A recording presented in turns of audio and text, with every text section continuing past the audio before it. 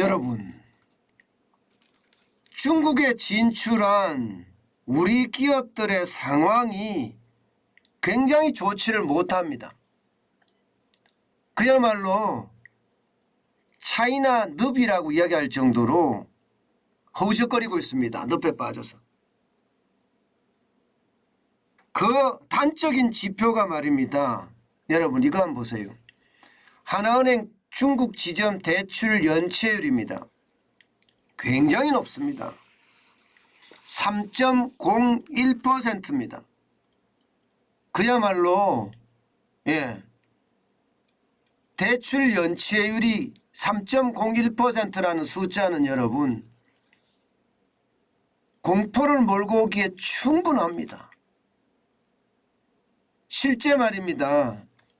하나은행 중국 지점 대출 연체율이 이렇게 높은 것은 그만큼 중국에서 공장으로 대출을 받은 사람, 그리고 중국에서 가게, 점포로 대출을 받은 사람, 이런 사람들의 상황이 진짜 좋지 않다는 겁니다. 하나은행만 이런 것은 아닙니다. 실질적으로 가보면요, 다 늘었습니다. 연체율이. 국민은행만 하더라도 2019년 대비 1.21%였었는데 1.29%로 늘었죠. 신한도 마찬가지입니다. 2019년 대비 1.26%가 1.50%까지 늘었습니다.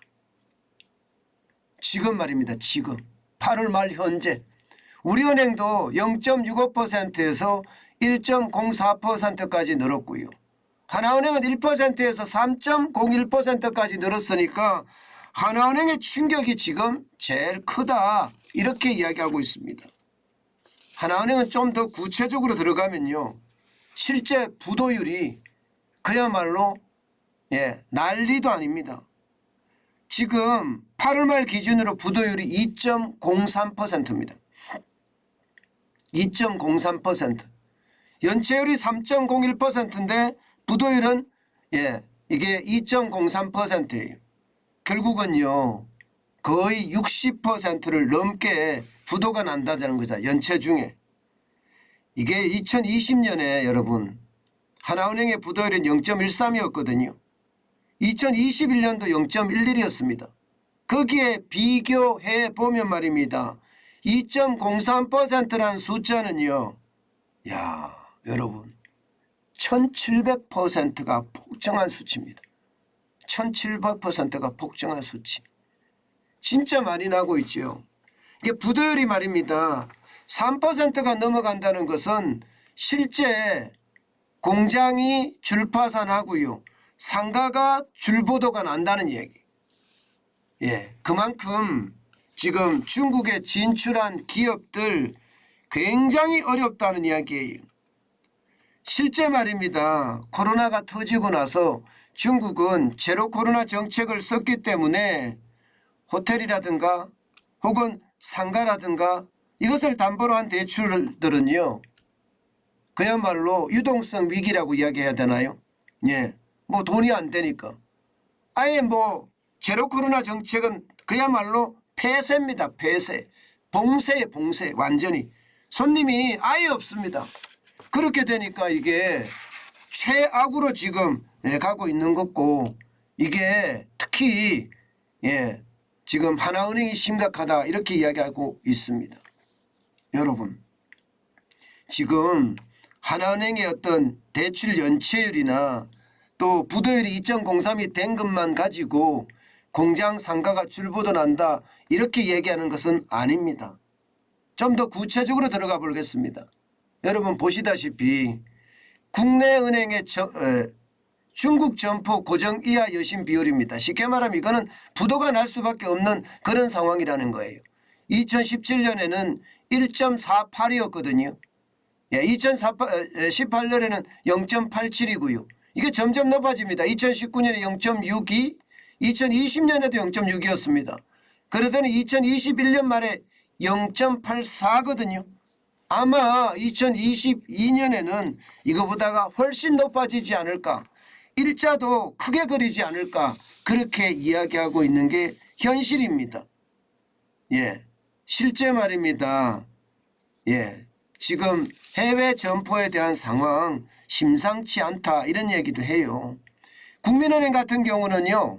국민은행 같은 경우는 예, 지금 8월 말 현재 주택이나 비주택 담보대출 연체율이 이게 캄보디아라는 나라로 가야 되지만 심각합니다. 뭐 11.52%가 된다 뭐 이렇게 이야기합니다. 진짜 크죠. 11.52%. 예, 이거는 죄송합니다. 캄보디아는 10.07%네. 10.07%. 예, 그런데 인도네시아 부코핀은행 같은 경우는 11.52%고요. 그러니까 이게 해외에서도 그렇다면 이게 중국에서도 마찬가지라는 거예요. 마찬가지다. 그만큼 말입니다. 중국 내 상황이 심상치 않다는 거고요. 좀 더 구체적으로 보겠습니다. 여러분 보시다시피 최근 10년간 중국 기업의 파산 현황을 보면 놀랄 노자입니다. 어마어마하게 늘었습니다. 2012년에 2650개가 파산을 했다면 2020년 올해 예상은요. 이게 12,000개예요. 12,000개. 진짜 엄청나죠. 2019년부터 10,000개가 넘어섰거든요. 11,826개였던데 올해는 12,000개까지 늘어난다는 이야기를 보면 결국 말입니다. 여기에는 우리 기업들도 굉장히 많이 포함이 되어 있을 겁니다. 중국 기업만 포함이 되어 있는 게 아니에요. 그만큼 중국의 경제가 지금 상황이 좋지 않거든요. 결국 말입니다. 이게 정부가 저는 여기에 대한 정책이 반드시 나와야 된다고 생각을 해요.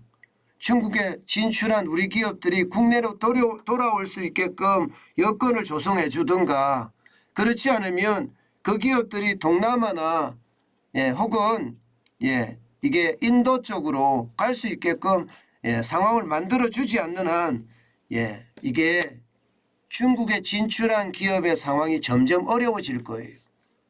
실질적으로 중국의 여러분 경제 성장률이 이게 심상치가 않습니다. 지금 보시는 것처럼 2분기에 0.4% 성장을 했는데 3분기에 3.9%밖에 성장을 못했습니다. 일반적으로 중국의 저 거대한 경제 덩어리를 움직이려고 하면 5% 이상을 성장을 해야지 이게 그나마 안심할 수 있는 거거든요.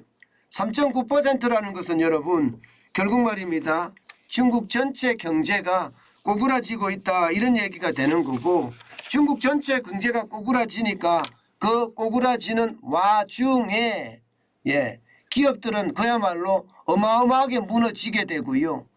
그렇게 되면 우리가 중국에 진출한 우리 기업들도 함께 무너질 수밖에 없는 상황.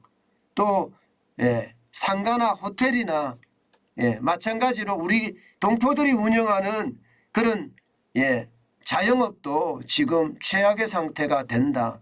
이런 얘기입니다. 예상했던 것보다가 여러분 중국의 상황이 심상치 않아 보입니다. 그만큼 중국은요. 지금 굉장히 어렵다 이렇게 이야기하고 있습니다. 우리는요 여러분 이렇게 주변의 상황 나빠지고 있는 것 이것은요 결국 우리 경제에 미치는 영향도 반드시 분석을 해야 되는데 중국에 대한 어떤 분석은요 분석할 때마다 그냥 놀라움을 금치 못합니다. 그만큼 중국의 상황이 좋지 않다는 이야기예요. 게다가 미중 갈등은 점점 커질 거고요. 여기에 중국 경제는 더 나빠질 가능성이 충분히 커집니다. 그렇게 되면 여러분 우리도 수출 기업들 중심으로 또 중국에 진출한 기업들 중심으로 경제가 더 나빠질 수 있다는 것 분명히 눈에 보입니다. 예상했던 것보다는 훨씬 빨라진다는 이야기죠.